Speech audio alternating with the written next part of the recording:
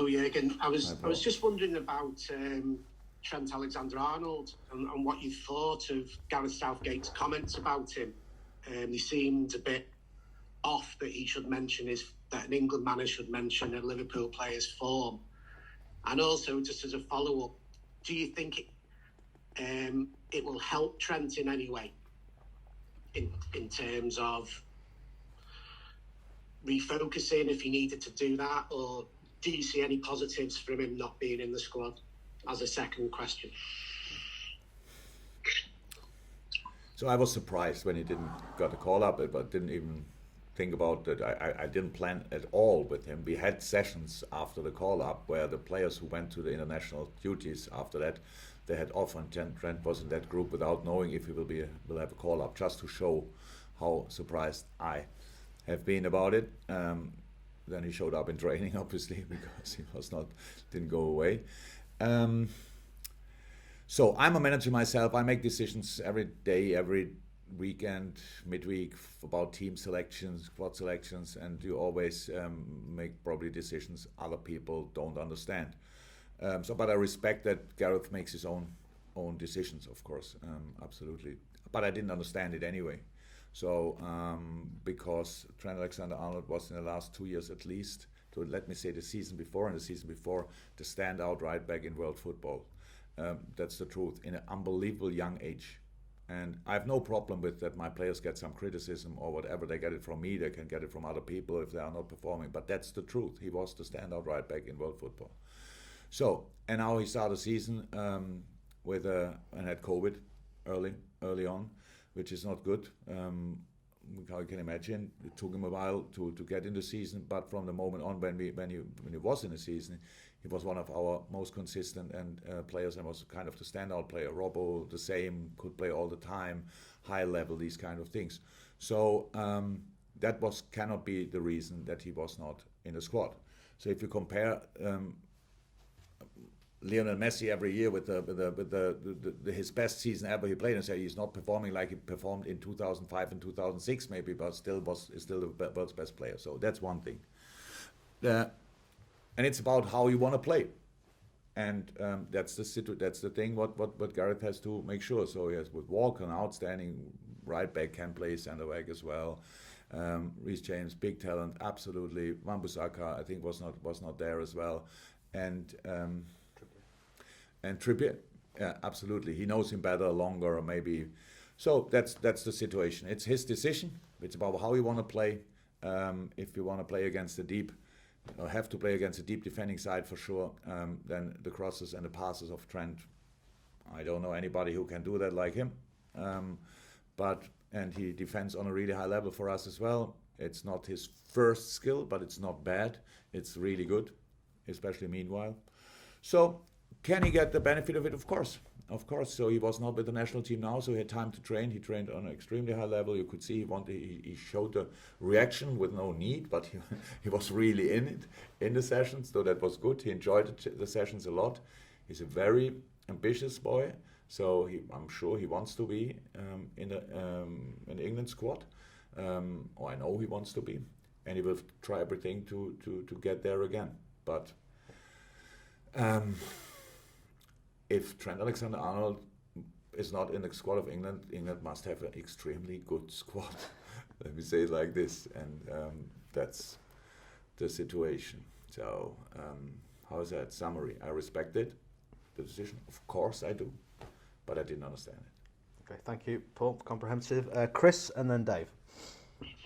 Yeah, I was going to ask about Trent as well, to be honest. I don't know whether I need to now. I'll think of something else, though. If you want. Maybe I'll just ask you again. I probably know the answer to this question, but do you give any consideration to Tuesday night with your team selection tomorrow? No.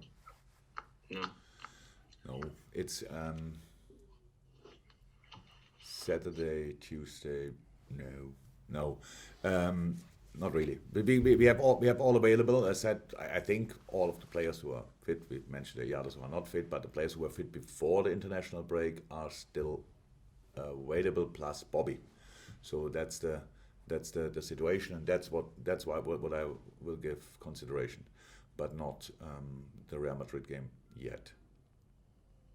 If I could just ask one more, actually. Just, in the last game, we saw Ox's little cameo there as a number 9. Was that just an impromptu thing, or is that something you're actually thinking down the line he might actually...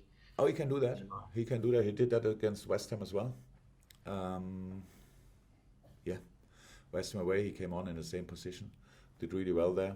No, it's an option. Ox is obviously a versatile player with definitely more offensively orientated.